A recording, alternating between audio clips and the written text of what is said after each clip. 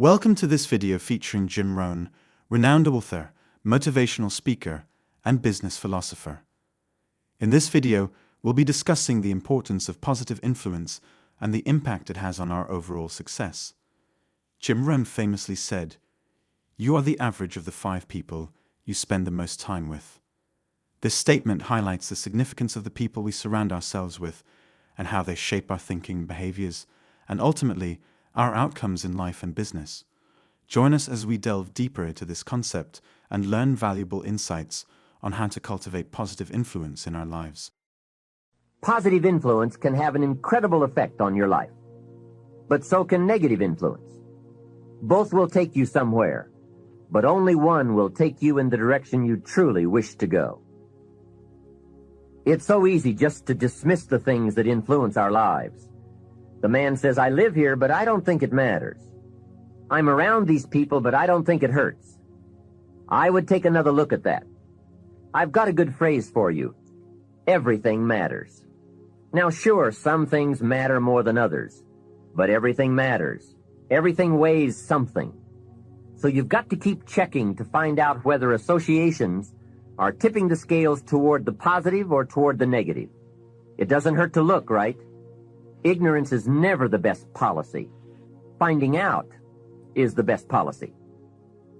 People around us can keep nudging us off course, a little at a time, until finally, 10 years from now, we find ourselves asking, how did I get here?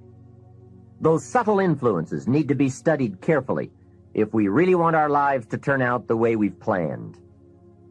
Now, on this major point, let me give you 3 key questions to ask. This may help you to make a better analysis of your current associations. Here is the first question. Who am I around? Good question. Make a mental study of the major people with whom you most often associate. You've got to evaluate everybody who is within the circle of being able to influence you. So, major question, who am I around? Next question, what are they doing to me? That's a major question to ask. What have they got me doing? What have they got me listening to? What have they got me reading? Where have they got me going? What have they got me thinking? How have they got me talking? And how have they got me feeling? What have they got me saying? You've just got to make a serious study of how others are influencing you, both negatively and positively. Now, maybe the influence of all those around you is okay, but just ask yourself, it doesn't hurt to ask, who am I around and what are they doing to me? Now, here's the final question, is that okay? Maybe the people you associate with and their collective influence is okay, but then again, maybe it's not. All I'm suggesting here is that you take a close and objective look. Everything is worth a second look, especially the power of influence. You want to begin to get all the toxic people out of your life. See, ladies and gentlemen, it takes a lot of energy to reach your goal. It takes a lot of emotional, mental, and spiritual energy to reach your goal. See, there are 2 kinds of relationships, nourishing relationships and toxic relationships. Nourishing relationships are the relationships that inspire you. They motivate you. They bring the best out of you. Toxic relationships are relationships with people that always criticize you. All they can do is find fault. All they can do is just exploit your weaknesses. All they can do is remind you of the mistakes that you've made in the past. These people are bad for your health. Toxic people can run your blood pressure up. One apple can spoil a whole barrel. One negative energy drainer can spoil your whole life. I know people whose lives have been ruined because somebody wasn't good for them. See, there are some people that aren't good for you. Got to get them out of your life. See, a lot of people put up with a lot of foolishness because they don't want to die by themselves. Make a list of who you communicate with most and ask yourself the question, what kind of person am I becoming because of this relationship? Is it helping me to grow mentally and emotionally and spiritually? Am I becoming a better person because of this relationship? Do they bring out the best in me? Do they inspire me? Do they encourage me to develop my greatness? Do they make me stretch? So you got to look at the people in your life and find out what kind of person are you becoming because of that relationship. My mother used to say, birds of a feather flock together. You run around with losers, you will end up a loser. Perhaps you've heard the story of the little bird. He had his wing over his eye and he was crying. The owl said to the little bird, "You're crying." "Yes," said the little bird, and he pulled his wing away from his eye. "Oh, I see," said the owl. "You're crying because the big bird pecked out your eye." And the little bird said, "No, I'm not crying because the big bird pecked out my eye. I'm crying because I let him." Hey, it's easy to let influences shape our lives, to let associations determine our direction, to let persuasions overwhelm us, to let tides take us, to let pressures make us. The big question is, are we letting ourselves become what we wish to become? A gentleman who dramatically transformed my life, I was a junior at Booker T. Washington High School in Miami, Florida. And I went in his class looking for another friend. And he said, "Go to the board and work this problem out for me." I said, "Sir, I can't do that." He said, "Why not?" I said, "I'm not one of your students." He said, "Do it anyhow." And the other kids started laughing, saying, "He's Leslie, he's DT." And he said, "What's DT?" His brother is smart, but he's the dumb twin. And I said, "I am, sir." He came from behind his desk and pointed at me and said, "Don't you ever say that again. Someone's opinion of you does not have to become your reality." And he taught me three things. He said, if you want to become successful in life, young man, he said, number one, you got to change your mindset. He said, you don't get in life what you want, you get in life what you are. Number two, practice OQP, only quality people. And the third thing is that develop your communication skills, because once you open your mouth, you tell the world who you are. Never underestimate the power of influence. What an important statement. The influence of those around us is so powerful. Many times we don't even realize we're being strongly influenced because it generally develops over an extended period of time.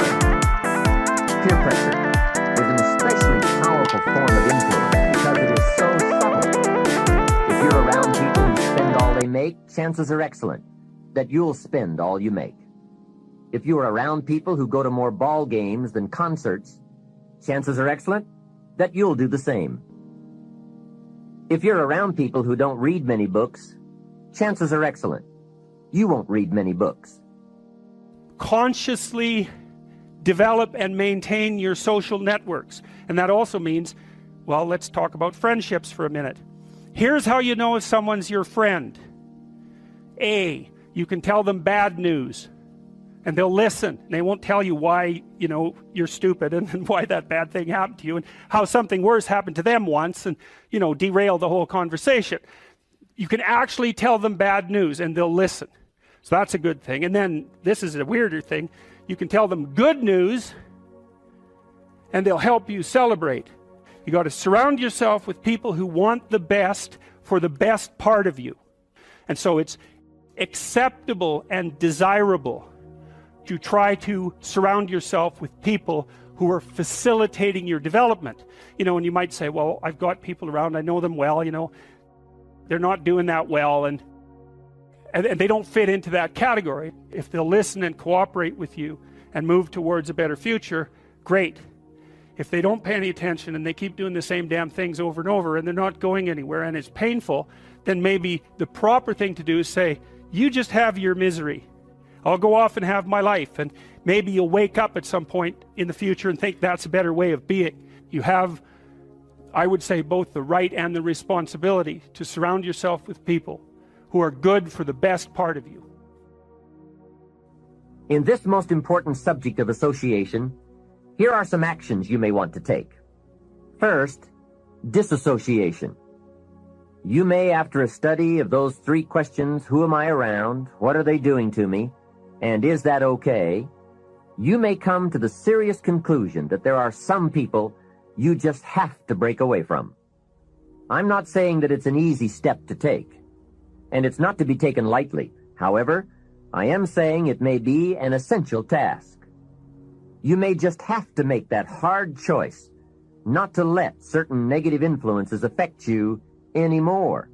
Remember, it could be a choice that saves the quality of your life. The second action you may want to take is limited association. It could well be that you are spending too much time in a certain area of your life with a certain group of people. It's easy to put time and effort in the wrong place. The guy spends 3 hours at the ball game and 30 minutes listening to the sermon. See, that's called out of balance. 30 minutes for spirituality, 3 hours for entertainment. That doesn't weigh well 5 years from now, 10 years from now, when you take a look at the sum total of your values in your life. Here's one of the easy ways to end up with a mediocre average life: spending major time on minor things. Sophisticated people learn to weigh everything before they spend time or money. You've got to weigh before you pay. Whether you're going to spend heavy time or light time, you've just got to weigh. Otherwise, if you're not careful, you can get trapped into spending heavyweight time with lightweight people. Now, it's okay to have casual friends as long as you give them casual time, not serious time. Spend major time with major influence and minor time with minor influence. It's so easy to do just the opposite, but don't let it be said that you fell into that trap. So maybe all you need to do to change some of the influences in your life is not to eliminate them, but merely limit them. Say, I have a good time with these people, but I'm not going to spend days and days with them anymore. I'm just going to cut that down and save some of that time for more major people and more major enterprises. Remember, it's your life. You can spend your time with whomever you want and whenever you want. Take a look at your priorities and your values. We have so little time at our disposal. Wouldn't it make sense to invest it wisely?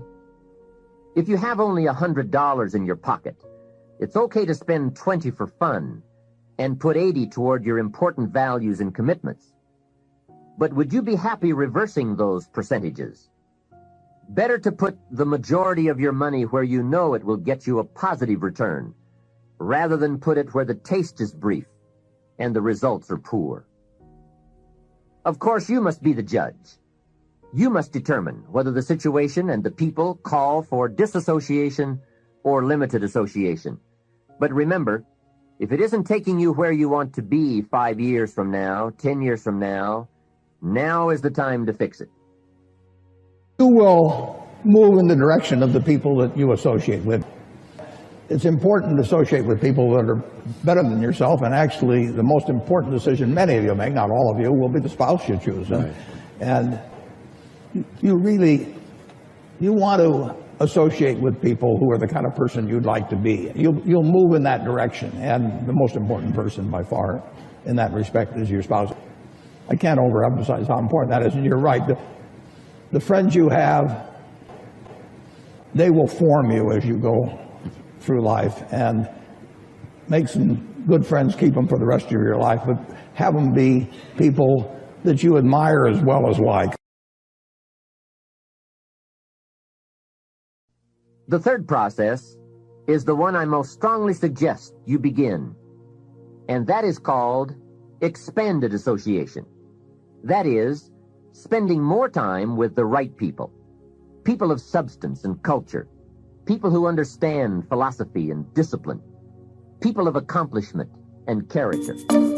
Many years ago, Mr. Shelf said to me, Mr. Rohn, if you truly wish to be successful, you've got to get around the right people. Then he said, it looks like in your present circumstances, you're going to have to plot and scheme. And that was true. I had to plot and scheme to get around the right people. On some of those early opportunities I had to be around successful people, I would park my car a couple of blocks away.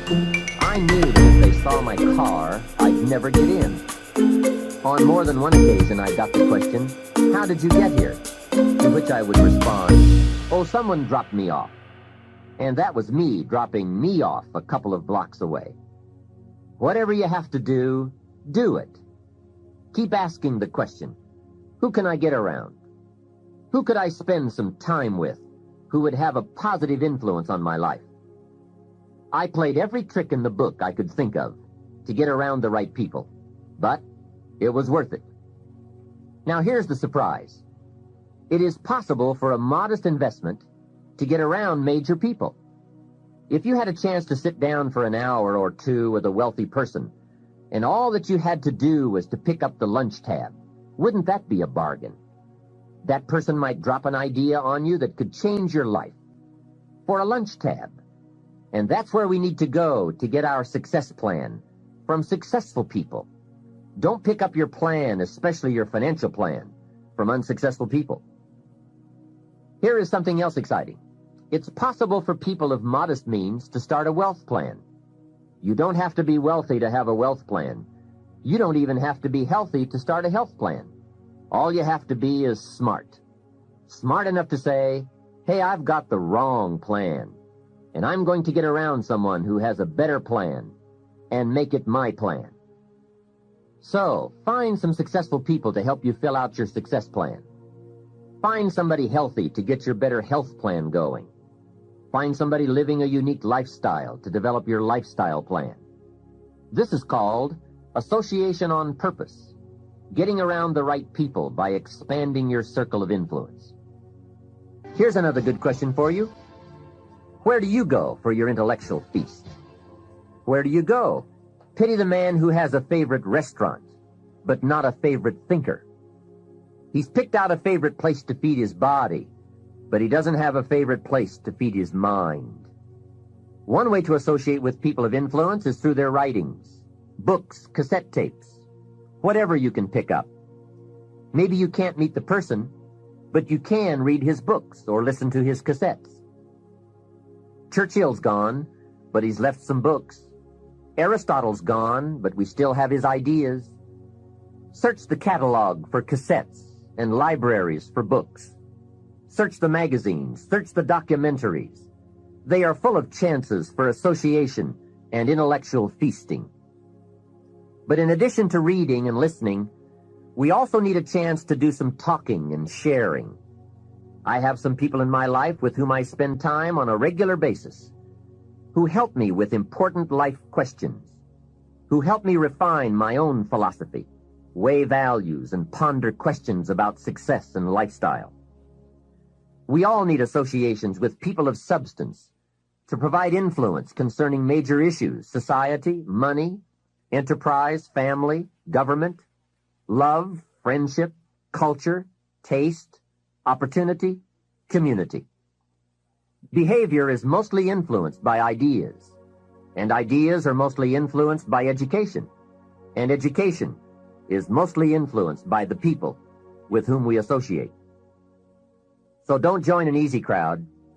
Make sure you get around people who can ask the right questions about the latest ideas you've discovered, about your philosophy, your enterprise, your goals, your lifestyle. Go where the demands are high, where the expectations are high, where the spotlight is on to grow, to produce, and to become more than you currently are. One of the great good fortunes of my life was being around Mr. Schoaf those 5 years. During that time, he shared with me, at dinner, on an airplane, at a business conference, in private conversation, with a group, all those ideas that caused me to make the helpful and necessary adjustments in my thoughts and activities. And those daily changes, some so very slight, so very important, added up to such weighty sums in 1 year, 3 years, and 5 years. A big part of the value of this association was having Mr. Schoaf repeat the ideas over and over. You just can't hear basics, fundamentals, major pieces of the philosophy of life too often. Another part was Mr. Schoaf's unique ability to check and measure my progress. That is so important. Measurable progress, and having someone to monitor that progress.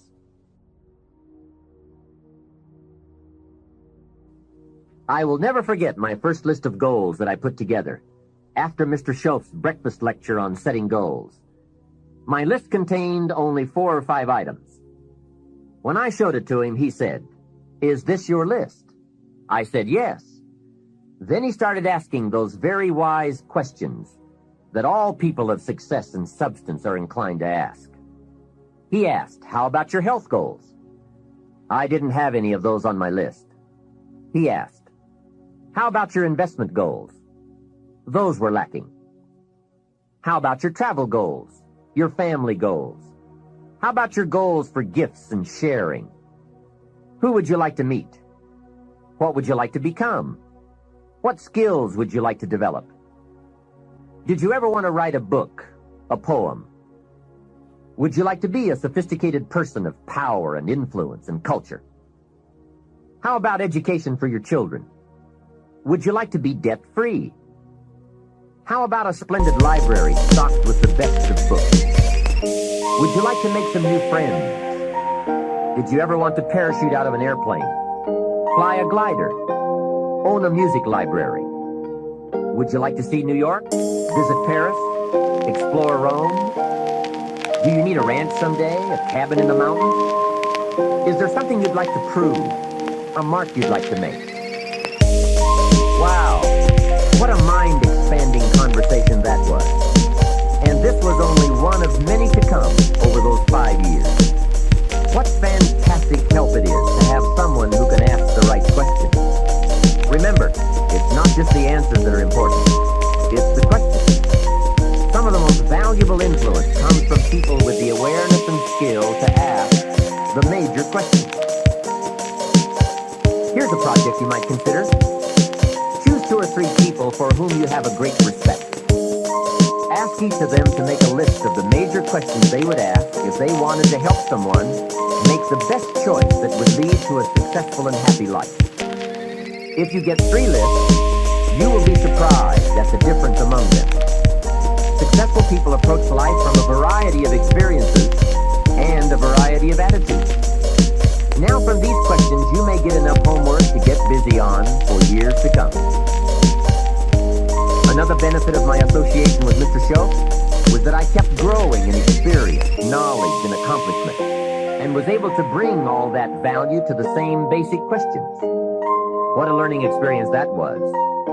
Some of the early questions I had shrugged off, I now saw a growing importance they had. It was really my education that was changing, not the questions. It's like reading the Bible or listening to cassettes. When you have some added, measurable experience, you now bring to the reading and listening a new worth. You now listen and read at a new level. And the substance gleaned, the wisdom gathered from that new level can well be where your fortune and the best of your lifestyle can be developed. One more thought, and that is, strive to become the kind of person that people of quality and substance would want to be associated with. Become a person of skillful language, positive attitude, well-read and well-disciplined, a person of culture and intelligence. You will be uniquely rewarded by this reputation, drawing exciting people to you. Remember, to attract valuable people, you must be attractive. Constantly be aware of the power of influence. Continually weigh your time and your associations and put them to better work for you.